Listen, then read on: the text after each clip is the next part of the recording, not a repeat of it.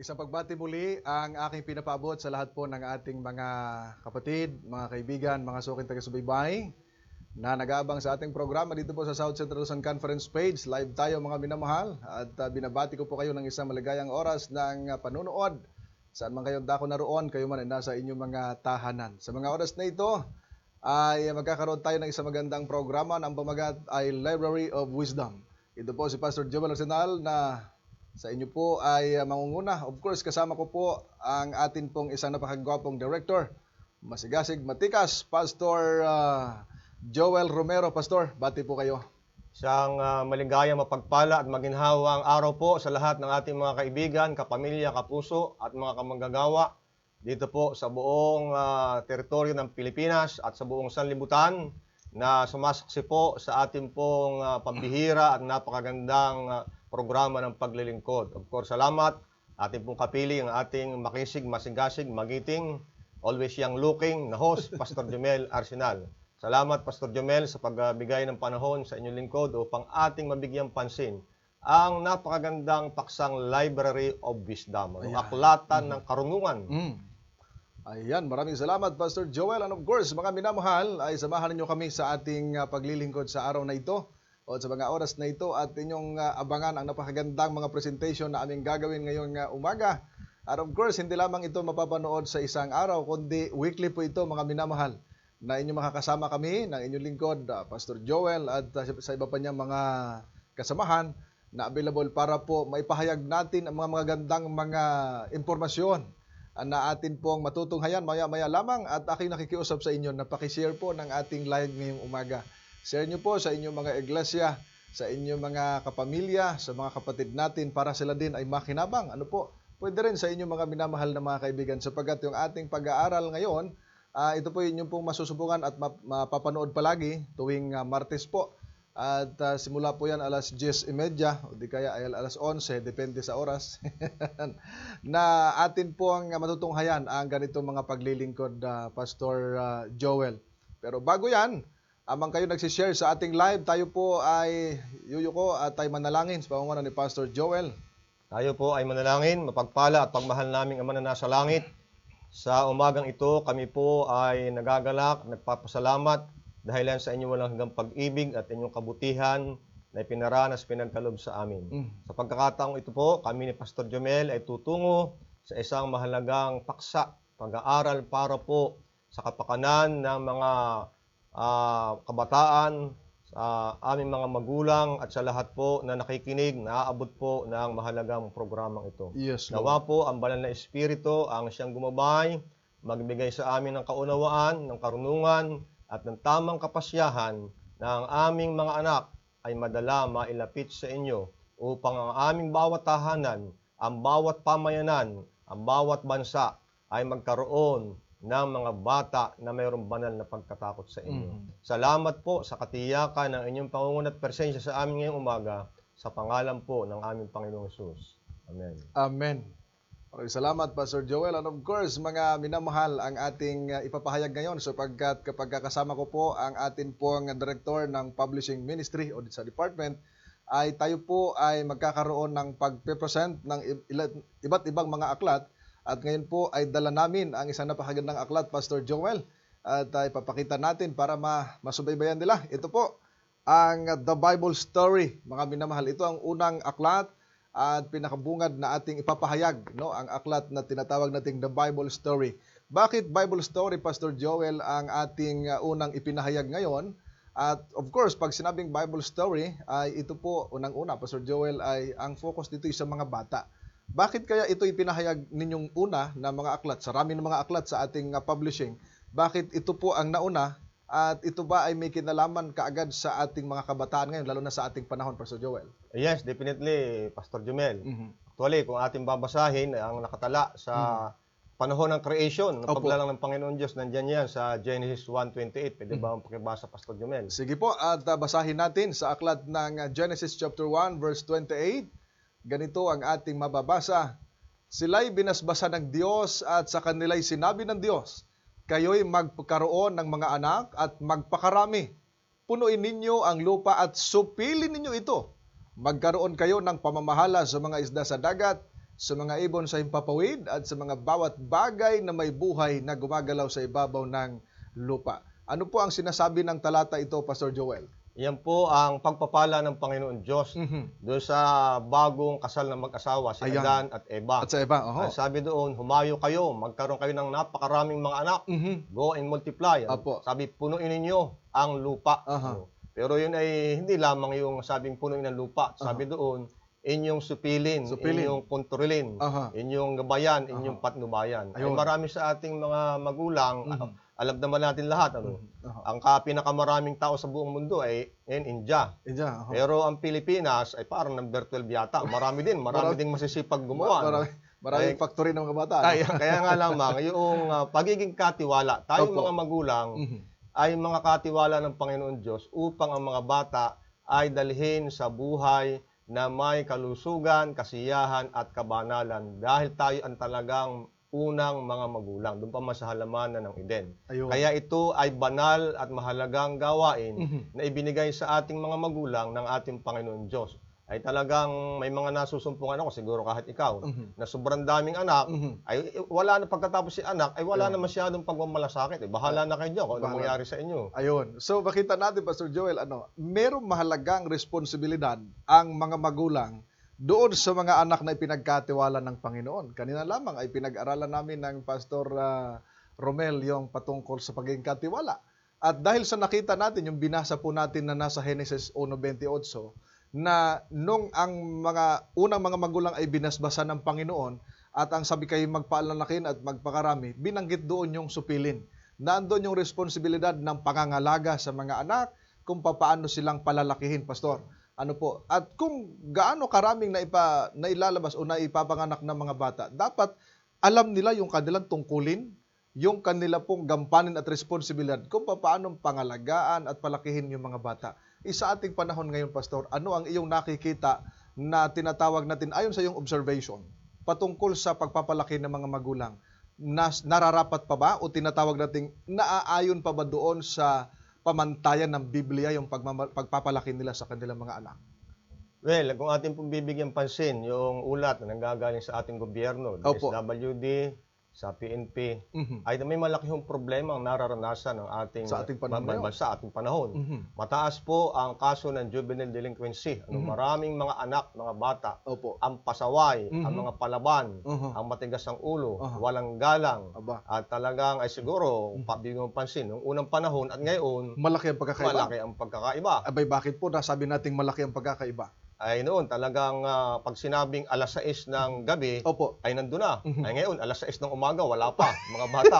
Oo. Kaya malaking problema. At noon, ang sabi nga, yung juvenile delinquency, maraming yung mga bata ang nangunguha ng hindi kanya, nananakit ng kapwa, either ito'y sa salita, o kaya naman ay sa pamagitan ng masamang gamit, sinasaksak. O kaya naman ay yung mga immoral na gawain. Ay kung noon, Pastor Jomel, ang ninanakaw lang ay baka yung niyog na panggata doon sa isda. Abay ngayon na hindi na niyog ang ninanakaw. Ay ano na po? Ini-snatch niya ay mga gadget, tablet. Sapagkat yan na ang pinagkakaabalahan. Kaya nga, kung paano yung ating gobyerno ay talagang lumalaban sa problema ng drug addiction, ay meron din isa pang addiction, yung internet addiction. Ayun. Oo. Na bagaman mahalaga naman itong ating mga gadget, mahalaga. Or easy and convenient na communication. Basta magagamit natin sa mabuti at tamang paraan ng paggamit. Tulad ng ating ginagawa, kung ito i-share ito, ay totoong magiging mainam, malaking pagpapala sa lahat na mapapagkalooban. Correct. Opo. So, dahil sa nakita natin, Pastor Joel, ang paglaganap ng tinatawag natin, pati sa bata, yung kasamaan. Binalita lang kahapon, merong batang pinatay na ang ni-rape pa yata at ang gumawa nun ay kabataan din, 13 anyos lamang. Ay nakita natin ang paglaganap ng kasamaan. Ano po? So nakita natin na pasama ng pasama maging sa mga bata at malayo ang kaibahan noon at ngayon. Unang-una sa paggalang, di ba po? Ay nung araw yung mga bata ay tinuturuan ng pu at opo at saka yung pagmamano sa mga nakatatanda. Abay ngayon na hindi na. Karamihan ay, di ba? At yung binabanggit po, Pastor, ay addiction doon sa mga gamit na mga nawawala na at kinokonsente na ng mga magulang. Ay di ba may mga binabalita nga po na yung mga bata ay nagkakasakit maaga pa lang malabo na yung kanilang mga mata ay dahil sa nasubrahan sa paggamit ng cellphone, wala namang natututunan doon sa mga bagay na yon. Ano kaya, Pastor, ang magandang tinatawag nating solusyon na pwede nating maitulong, lalo na po sa ating mga kapatid sa iglesia at yung kanilang mga anak, at nang sila din ay magiging mabuting halimbawa sa kanilang mga kapitbahay?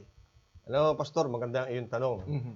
Naalala ko noong, I think last year, Mhm. ako ay na-invite sa DepEd Quezon sa Lucena. Opo. At nagtipon doon ang mahigit, more or less, mga 7,000 na mga kaguro natin sa public school. Oh, ang dami ano? Meron doon isang presenter na PhD candidate, Opo. isang principal. Aha. At ang sabi niya, mayroong 3 P na mahalagang concern natin para sa ating mga bata, sa mga estudyante. Yung pinayon. Yung 3 P. Anong mahalagang pinayon na dapat malaman?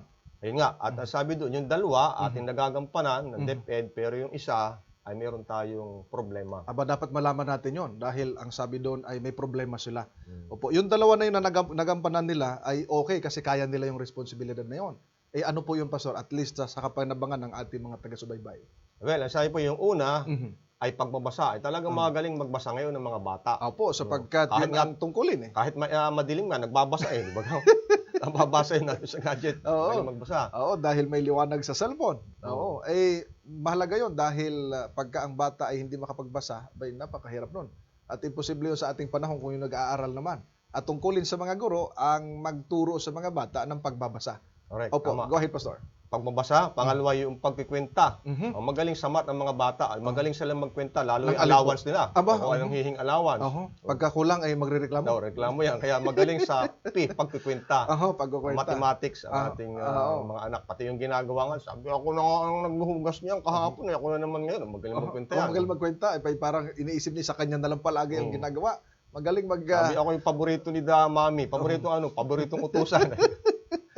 Ayan. Itong dalawa na binabanggit mo, Pastor, ay yung una ay yung pagbabasa. Abay, napakahalaga noon. Pangalawa ay tinatawag nating pagkukwenta sa mathematics. Ano? Mathematics. So nagagampanan iyon ng mga guro. Ano Yes. po? Ayon doon sa iyong nadaluhan Yeah. na pagpupulong ng mga guro. Ano naman yung ikatlo na siyang hindi nila nagampanan at isa sa mga problema doon sa eskwelahan? Well, yung pangatlo ay nasa Biblia din yan. Sabi doon yung pangatlong P Mhm. ay paggalang. Yan ang malaking challenge natin. Aba. Maraming mga bata, mga estudyante Mhm. ang hindi na talaga mga galang. Minsan nga, kahit sa magulang ay hindi magalang eh. Correct. Pero kung naobserbahan, Opo. Pastor, sabi doon, nung magulang sa sobrang galit na at pasaway at sa panit yung anak, sabi, kung ako'y makakapili lang ng anak, hindi ikaw ang maging anak ko. Aba. Abay, sumagot din yung bata. Ay, anong sabi ng bata doon sa kanyang nanay? Kung ako'y makapili din ng magulang, hindi rin kayo. Ay, Aba, ginawa ang naku, hindi. lumalaban, Kaya talaga. ano? Oo. Sabi sa banal na kasulatan, sa Exodus 20, igalang mo ang iyong ama at ang iyong ina upang humaba ang iyong buhay sa lupa na may pangako. Mhm. So, yung utos na yun, Pastor Joel, ay ipinaalala sa atin na yung utos na yun ay may pangako. Utos na may pangako at ang utos na yun, ang pangako na yun ay may mahahaba ang buhay sa banal na kasulatan ipinaalala sa atin. So napakahalaga pala, Pastor, yung salitang paggalang. Ano po, sapagkat gaya ng binanggit ko sa inyo, nung araw ay grabe kung gumalang yung mga kabataan. Opo at opo. Opo, at ngayon ay wala nang galang. Ano po, at talagang malayo na ang pagkakaiba ng mga kabataan noon at ngayon. So ano po ang mga magandang solusyon doon sa iyong nabanggit na medyo nahirapan doon yung mga guro? Well, alam nyo, sa kanila din ang galing, Opo. partner, ang solusyon. At Opo. ako ay natuwa. Aha. Ang sabi doon, alam po ninyo, mayroong pinili silang ilang barangay, selected barangays, na ang mga bata ay talagang sakit ng ulo ng mga magulang, ng mga guro. Opo. At kanilang pinagtsagaan turuan ng more or less 2 months. Mhm. At ang sabi doon, after more or less 2 months ang kanilang matyagang pagtuturo, Mhm. ay yung mga bata na talagang mga walang galang, hindi sumusunod, mga pasaway, ay biglang bumait at tumino. Aba, At sabi, alam niyo po, kung alin ang naginamit. ano ang kanilang mga pamamaraan ng pagtuturo? Ang ginamit po namin ay walang iba, kundi ang aklat ng Philippine Publishing House. Aba, Yung aklat na pambata. ay anong pangalan ng aklat na yung binabanggit? Well, ay di lahat po yan. Nandiyan po ang Bible story, nandiyan po ang Bible Treasure, Bible Friends. Aba, marami ano. Kaya po ito ay talagang malaking pagpapala na nagamit. Kaya sabi, highly recommended na ito ang gamitin ng mga Wow. guro sa tahanan, ng mga magulang, Mhm. at ng guro sa paaralan. Sa paaralan. At lahat na nagtuturo sa mga bata. Ayun. So nakita natin sapagkat ang eskwelahan ay ikalawang tahanan ng mga bata. So nagsisimula pa lamang ang pagtuturo ng mga magulang sa mga anak ay sa tahanan. Ano po? Pangalawa yung sa eskwelahan o sa paaralan. At napakahalaga ng gampanin, huwag lamang iasa ng magulang yung kanilang mga anak sa eskwelahan. Dahil minsan talagang matitigas ang ulo ng mga bata. Ay di lang minsan. Madalas, Maraming no? pagkakataon. Ay, nung araw, pastor, tingin lang sa mata ng magulang, ay alam na kaagad ng bata na siya'y pinagagalitan o hindi ito'y sang-ayon sa kanya. Ngayon, kahit tiningnan mo sa mata at tingin na lang nangyari, ay ayaw nang makinig. At talagang nakita ko, pastor, sa Bible, sa banal na kasulatan, yung palang sa huling mga panahon, yung mga kabataan pala talaga matitigas na ang ulo, walang galang at pasaway. At yung binanggit nyo, pastor, ay napakaliwanag at napakaganda sapagkat yung pinoproblema ng mga guro ay nagawa ng paraan. At yung paraan na yun ay napaka-epektibo. At yung nakita nilang maganda, naging epektibo at naging produktibo, ay siyang isi-share natin ngayon para yung ating mga kapatid na nanonood ay makinabang para sa kanilang mga anak at sa kanilang mga kapitbahay. Ano po? At anong ulitin natin, pastor, yung ipopromote natin at ipakikita na isa sa mga epektibong ginamit ng mga guro doon sa kanilang eskwelahan at sa mga magulang doon sa kanilang tahanan. Yes, kung kaya nga, maging sa banal na kasulatan, partner, ay nakalagay yan dyan sa Kawikaan 22, talatang 6 na nandyan, ating pong Ayun, basahin muna natin. Ano po? Kawikaan, Kapitulo 22, ang talatang 6. Ito po ay isang gampanin ng mga magulang, pastor. Ano? Yes. Ang sabi po ay ganito, sanayin mo ang bata sa daan na dapat niyang lakaran. At kapag tumanda na siya, ay hindi niya ito tatalikuran. Kaya yan, pastor, ipinapakita diyan Opo. ng sumulat ng pinakamatalinong hari o tao, si Haring Solomon, Opo. na talagang ang lahat ay nag-uumpisa pagkabata. Sang-ayon po sa mga child psychologists, Opo. yung edad na 0, yung ilang buwan pa lang, hanggang 7 years old, ay very critical. Opo. Sapagkat dyan sila nag-uumpisang mag-adapt, kumuha ng kanilang magiging gawi, habit at mga pag-uugali. Ayun. Kaya mayroong isang patalstas sa TV na umuso, yung sa gatas yun, sabi. Ang maling ginagawa ng matanda sa paningin ng bata ay magiging tama. Correct. Sapagkat yung magulang, ang siyang mabuting halimbawa dapat na siyang sinusundan ng mga anak sa mabuting halimbawa. Kung kaya nga, ang pinakamabuti na gamitin ng mga magulang sa pagtuturo sa mga anak ay talagang kumpleto. Lahat ay narito na, ay walang iba kundi ang banal na kasulatan. Ayun. Opo. Diba, nakalagay man dyan. Ito, kaya nga, Library of Wisdom. Correct. Itong aklat na ito, narito ang lahat ng karunungan. Opo. Para sa mga bata, sa binata, sa may asawa, sa mag-aasawa, at sa pamilya. Correct. Lalo tigit sa pamilya. Opo. Na ito ay magagamit. Habangkat itong 66 books, 66 na aklat, ay kompleto po ito para magabayan, maturuan, masanay ang mga bata natin, mga anak natin sa daan ng katwiran at ng kabanalan. Yun nga lang, ang tanong natin, Pastor Jumel, kung ito ang ating ikwentong direkta, ang mga bata ba ay makukuha agad natin, maging interested ba sa malalalim ng mga salita? Wala namang larawan. Kaya nga po dyan pumapasok ang ginawa ni Dr. Arthur Maxwell. Iyan. Na ito pong Bible story, mahal na mga kaibigan at mga kapamilya. Ito po'y 7 taon na talagang kanyang pinagsikapang aralin upang yung leksyon ng banal na kasulatan ay ma-appreciate at talagang inilagay sa isang aklat. Sa isang aklat. Ito'y 10 volumes, partners, Pastor Jomel, 10 volumes. Itong hawak natin, volume 7. Ito ay volume 1. At ito ay naglalaman ng nasa 409 exciting stories. Wow. Napakarami. Lahat yan ng mga Bible stories yan. Lahat yan. At kada story, mayroong isang leksyon na idinidiin at tinuturo sa puso ng mga bata. Ayun. Halimbawa, bigyan kita ng praktikal.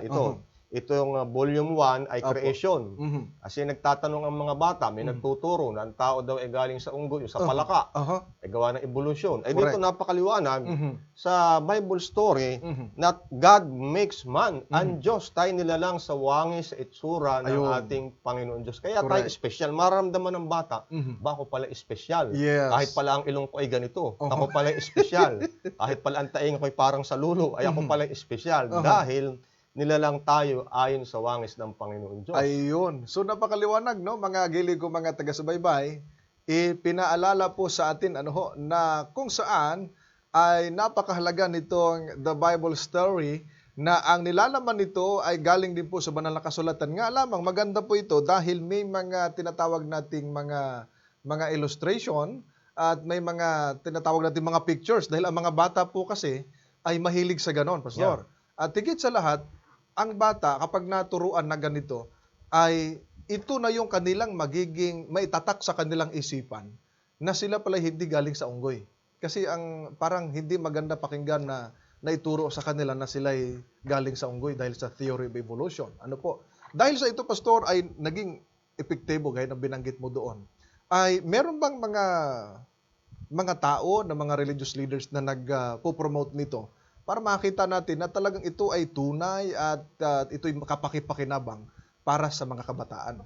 Alam mo, Pastor, sa totoo lang, na ako po ay nag-aral sa ating paaralan, PUC o EUP, ako'y Opo. working student. Opo. At ako'y student canvasser o literature evangelist. Mhm. Kaya yun ay 5 taon, katapos ako'y naging full-time, 2 taon, naging APML, Opo. 4 na taon, at ngayon ay director ng publishing. Mhm. Ay marami akong naging kaibigan ng mga religious leaders. So talagang ito'y highly endorsed. Yan. Itong Highly aklat na recommended ito. Highly recommended. Dahil Opo. wala naman itong itinuturo ikang doktrina ninyo, kundi Wala. ang layunin nito ay matulungan ang mga magulang Ayan. na mapanday ang ugali ng mga bata. Pero nais kong bumanggit na specific na sabi mabuti na yung nakalagay kaysa palagay. Ano po? Yes, oo. Ito po ay matagal na kasi ang Pilipinas, ang pinakamaraming naninirahan dito ay Roman Catholic. Roman Catholic. 85%. 85%. Ating pakinggan ang kanilang leader po. Sino ang Ating pangalan ng ginagalang. leader Ito na... po ay si Jaime Cardinal Sin. Ang sabi po Isang niya, kardinal, ha? Kardinal. Opo. Pinakamataas dito sa Opo. ating bansa. Ano ang winika niya doon sa kanyang pag-recommend sa aklat na ito? Ganito po, napakaganda, Pastor. Opo. Sabi niya, to the people of God in the Archdiocese of Manila, the Bible story is a collection of beautiful and wonderful stories of the Old and New Testaments and 10 volumes adapted by Arthur S. Maxwell. Wow. For Binanggit mo, our ha? children, binanggit pa. It contains 409 exciting stories covering the whole Bible. It has more than 2,000 pages. Wow. Talagang detalyado ang kanyang pagka-endorso at pagre-recommenda. At yung kasunod, yung kahalagahan pa, sabi, the Holy Bible will give our children the right path to salvation. This 10-volume book, the Bible story, with 1,500 full-color pictures will attract their young minds to love the Bible Yes. by reading its stories and learning its character-building values. That stories are told in a language easy to understand. This will help parents build real men and women and strong leaders out of their boys and girls.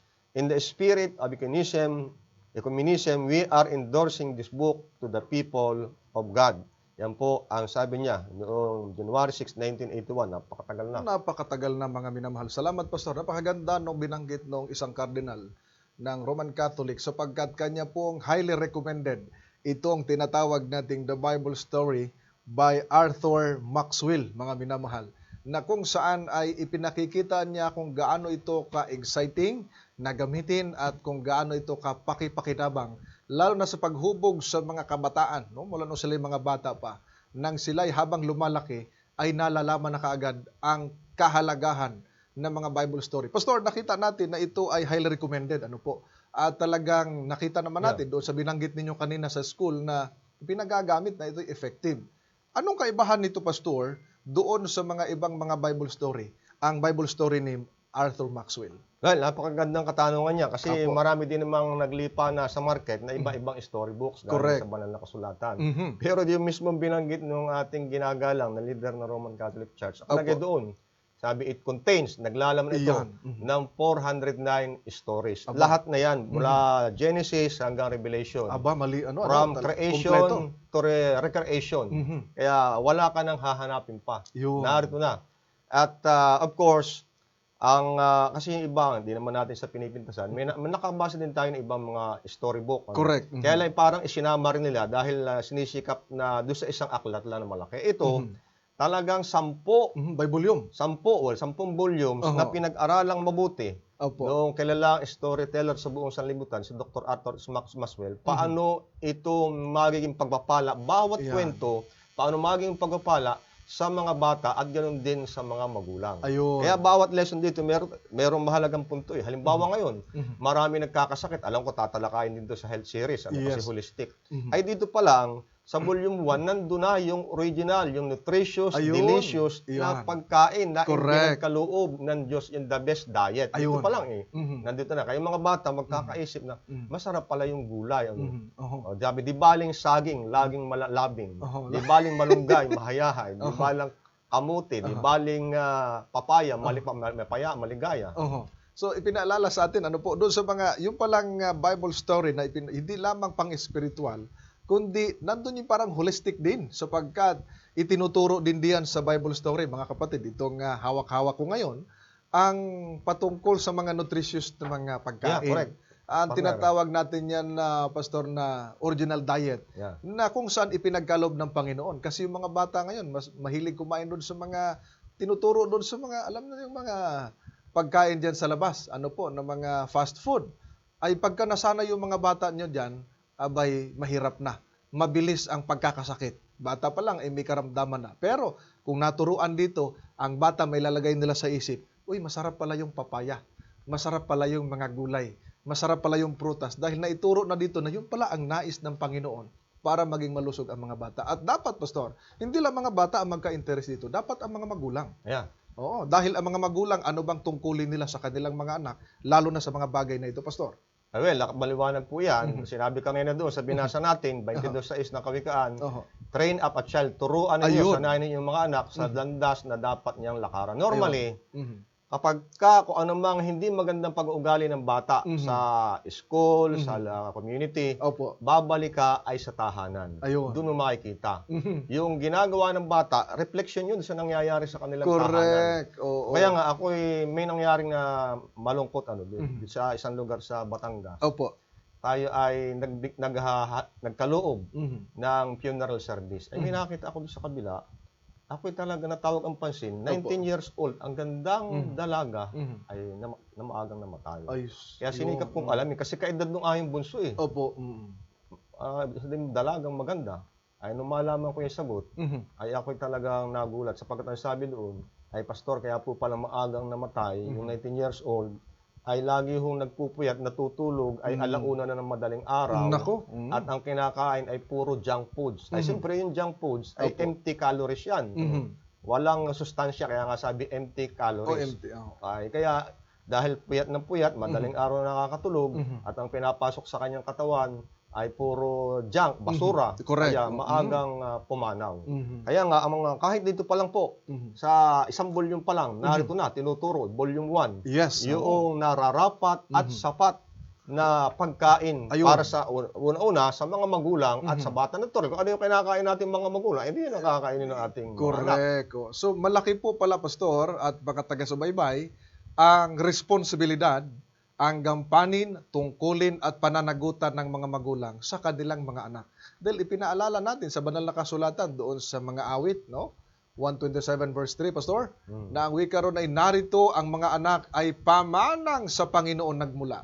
Ang bunga ng sinapupunan na isang gantimpala. Pamana pala ng Panginoon yan eh. Ngayon, pag napabayaan, ay pananagutan natin sa Panginoon pala, yung mga anak, pastor, sapagkat ipinagkaloob sa iyo na ito'y iyong palakihin, iyong arugain, turuan. Of course, yung nasa Deuteronomy chapter 6 ay ipinaalala sa atin na turuan mo ang bata na ibigin ang Panginoon.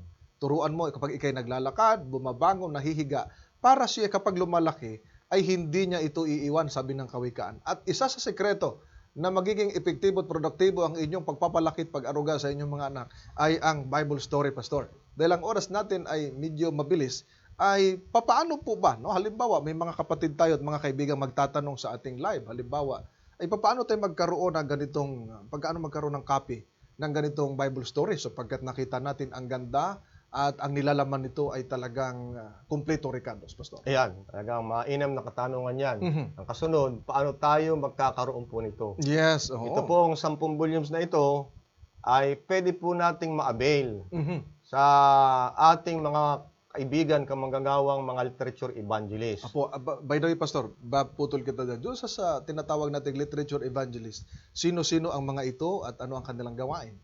Ay, ang gawin po nito, kaya nga literature evangelist, literature babasahin ang kanilang ginagamit Ayun. upang ipahayag ang pag-ibig ng ating Panginoon. Mhm. Dito po sa ating konferensya Opo. ay may 10 grupo Aha. na pinangangasiwaan ng mga area publishing ministries leader. Ayun. At ang yung lingkod naman, ang siyang pinakang-direktor. Ano Opo. po. Ngayon, pwede rin po naman, kung ilan po yung nagdadalaw sa mga tahanan at opisina. Mhm. Kung tayo naman ang mapapunta po dito Mhm. sa headquarters ng Seventh-day Adventist, pwede po Opo. kami ang puntahan nyo. Ako po, Pastor Jomel, at kayo po yung aming paglilingkuran. Meron din po tayo opisina dito ng ABC Adventist Book Center. Ayun. At ito po, Pastor, ay baka itanong, magkano naman yan? Ayun. Oo. Well, ito po ay nagkakahalaga lamang ng 13,600. Isang volume na 'yon. Isang set na po yan, O isang 10 set. volumes. Mhm. Well, sabihin natin, baka may magtanong, hindi kaya yung mahal? Ay, alin po ba ang mas mahal? Ito ang hawak nating gadget. Mhm. Ito yung mga 20 hanggang 40 mil. Opo. Hindi naman natin sinasabing hindi mahalaga, kailangan din. Mhm.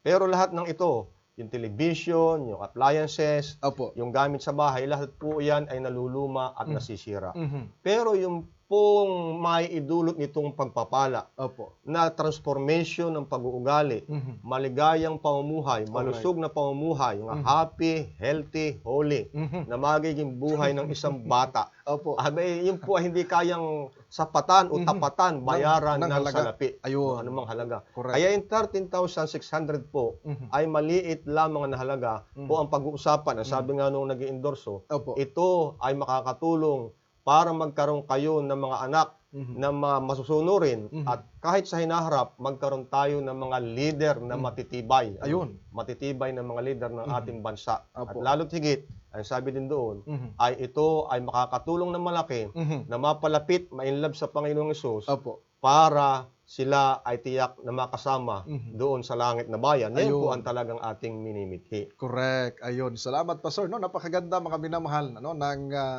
isang set po ito na mayroong ilang volume, Pastor? 10. 10 volume ito, mga minamahal na mga kapatid. Ito ba'y mabibili natin sa ibang mga bookstore? Well, maaaring kayo magtingin doon na hindi po yung nilalagyan. Ang official printer po nito ay ang Philippine Publishing House ng Ayun. Seventh-day Adventist Church. Opo. Hindi po maglalagay ang ating PPH Mhm. sa mga lokal o national bookstore, sa mga mall. Pag kayo pumasok dyan, wala po dyan. Ano Opo. po. Kaya wag na po kayong pumunta doon. Kung pumunta man kayo, ay huwag ito ang hanapin ninyo. Mhm. Hindi, pag ito ang nais natin, Oho. ay tayo pupunta dito sa headquarters, South Central Luzon Conference, Mhm. o kapag dinalaw kayo ng ating mga literature evangelist, o ang Ayun. tawag ay canvasser ng iba, Mhm. doon po maaari kayong mag-order o bumili Mhm. para po karakaraka ito po yung ating magamit. Alam mo, Pastor, Opo. bilang patutuo, kami ay pinagkalooban ng Panginoon Diyos ng 3 anak. Opo. Siren Pay, Giselle Pay, si Kaina Pay. May nagtatanong, bakit di ka, Pastor, magpare-pareho ang tulong niyan? Mhm. Kasi ito yung mga anak si Mrs. Special Delivery. Baak ng baak si Sayang. Kaya ako naman pay ng pay. Siren Pay, Giselle Pay, si Kaina Pay. Ito pong aklat na ito. Kasama yung Bible Friends. Aha.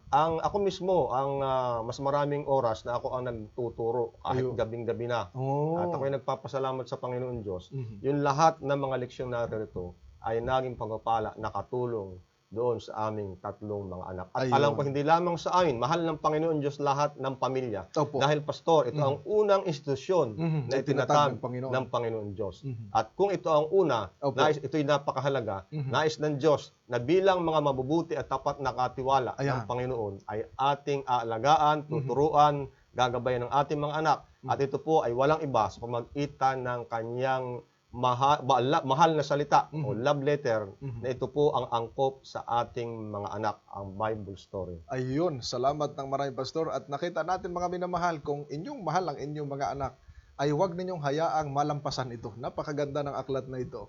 The Bible story, mga minamahal, na maging kapakinabangan sa inyong mga anak habang lumalaki. At of course, kung gusto niyo rin ang inyong mga kapitbahay, na magkaroon ng kopya nito, mga minamahal. Paano sila magkaroon ng kopya nito, Pastor? At halimbawa, gusto nilang bumili at umorder, ay paano natin ito maipaabot sa kanila? Well, yung pong aming number, pwede namin ibigay ngayon. Mhm. Aking number, ang number ni Pastor Jomel. Mhm. At inyo pong aming i-chat, Mhm. i-text, at sabihin ko sa address, kayo po yung aming paglilingkuran. Ang aking pong number ay 0999-767-0341. Si Pastor Jomel naman, Pwede pakiulit, Pastor, ng iyong cellphone number para masundan nila. 0999 Mhm. 767 Ayun. po. At talagang malinaw ang cellphone number. Kukunin niyo po mga minamahal. Ang sa akin naman ay lagi niyong naririnig sa Salita ng Buhay 0965-445-1327. Pero kung gusto niyo ang mag-order, pwedeng direct na kay Pastor. At kung gusto niyo mag-inquire sa akin, ay ipapaabot ko rin sa kanya para at least ay matugunan ang inyong po pangangailangan sa bagay na ito. Ito'y napakahalaga mga minamahal. Huwag po kayo manghinayang sa salapi. Mga minamahal, ang salapi ay nauubos, pero yung natutunan ng inyong mga anak rito, baon-baonin nila yan sa tanang buhay nila mga minamahal. Ano po? Kaya huwag nyo na pong palagpasin ang The Bible Story sa isang set mga minamahal. Merong 10 volumes mga minamahal. Panghuling salita, Pastor, bago tayo magtatapos sapagkat ang oras natin ay napakabilis. Alam po, sabi opo. ng Panginoon sa Ecclesiastes, Banata 3, ay mayroong panahon sa bawat bagay sa silong ng langit. Opo. Baka po tayo sabi nagpatumpik-tumpik, dinilay natin Yes. ang pagkuha nito ay lumampas na Mhm. doon sa panahon na sila ay madali pang turuan. Kasi yung isipan ng ating mga anak, ayun ay para bagang isang punong kahoy. Correct. Habang mura pa, pwede mong isway, hatakin dito. Ayun. No. Uy, matigas na. May tutuwid pa pag bata pa eh. Bumatitwid pa. Pero kung 20 na, taon na yung puno, ay lagari na ang kailangan mo dyan. Kaya po, habang madali pa silang maimpluwensyahan, teachable, approachable, ito po ang panahon na ating turuan. Kaya nga ang banal na kasulatan ay hindi nagkukulang kundi kumpleto na ating gamitin ang lahat ng ating panahon at pagkakataon. Ayun. Nasabi nga kahit nga nakaupo, nakahiga, naglalakad, ituturo natin ang pag-ibig po ng ating Panginoon Diyos. At ito pong 10 volume na ito ay nakasentro sa pag-ibig ng ating Panginoong Diyos. Dahil kapag ang isang bata ay umibig na in love sa ating Panginoon, lahat na po ay magiging maginhawa. Ayun. Mga resulta sa kanilang pag-uugali ay napakaganda at kahanga-hanga. At tayong mga magulang mismo ay magpapasalamat sa ating Panginoon Diyos sapagkat ginamit natin ang ating pagiging mabuti at tapat na katiwala ng panahon ng katotohanan Yes. na atin po itong ibinahagi, itinuro na sabi ng buong sikap sa ating mga anak. At ang pagpapala ay ating mararanasan ngayon at sa mga darating na panahon. At lalo't higit, ang buong pamilya natin ay datnan ng Panginoon na umiibig at nagtatapat sa Kanya ay napakaligaya, napakainam na karanasan, Pastor Jomel, na ating naituro at magabayan ng ating mga anak sa pamamagitan ng angkop at nararapat at pinakamabuting aklat para po sa ating kapanahunan. Ayun, maraming salamat Pastor Joel. At isa sa napakaganda bago tayo magtapos, ito pong aklat na ito mga minamahal ay pwedeng may pamana sa inyong mga anak at sa mga anak ng inyong mga anak.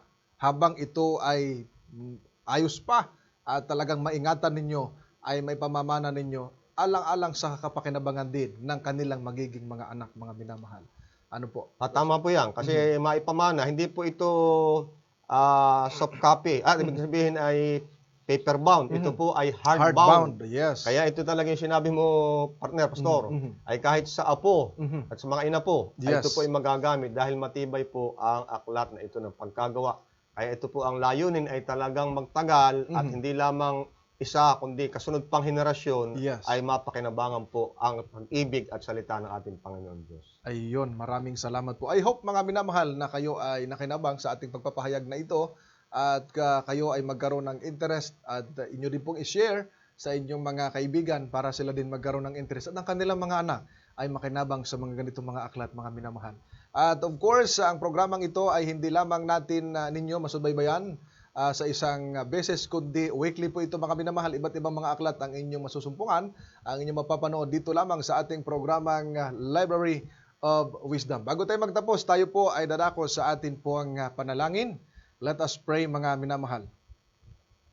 Maraming banal, Diyos na makapangyarihan sa lahat, maraming salamat Panginoon sa mga amin pong naibahagi, sa amin pong mga viewers, sa aming mga kapatid at mga kaibigan. I hope na sila Panginoon ay magkaroon ng interest na maturuan ang kanilang mga anak ng mga Bible story sa magitan ng mga aklat na aming ibinahagi upang ang kanilang mga anak ay lumaki, unang-una Panginoon na may takot sa inyo at lumaki na may paggalang at higit sa lahat ay lumago sa pagkakilala at pagtitiwala sa inyo Panginoon. Amin dalangin na ang programang ito ay maging kasangkapan at maging inspirasyon sa aming mga taga-subaybay. Pagpalain po ninyo ang lahat ng aming mga listeners at mga viewers sa mga oras na ito. Aming itinatalaga ang lahat sa pangalan ng aming Panginoong Jesus. Amen. Amen at amen. Mga minamahal na mga sugeng taga-subaybay, maraming salamat sa inyong laging panunood sa ating programa at lagi niyong aabangan ang atin pong iba't ibang mga segment at programa sa atin pong page sa South Central Luzon Conference. At of course, ang programang ito ang atin pong tinatawag na Library of Wisdom, mga minamahal. At salamat sa inyong laging pagsubaybay at laging abangan araw-araw ang ating mga programang ipapalabas pa sapagkat marami kayong maaabangan ng mga excited na programa, mga minamahal. Sa pangalan po ng ating programang Library of Wisdom, ito po ang inyong lingkod kay Kristo, Pastor Jomel Arsenal, and of course ang aking kapartner, Pastor Joel Romero, at nagsasabing ang patuloy na pag-aaral ng mga salita ng Diyos ay nagdadala ng pagpapala sa bawat tahanan at membro ng pamilya. Maraming salamat at magandang araw sa inyong lahat. God bless.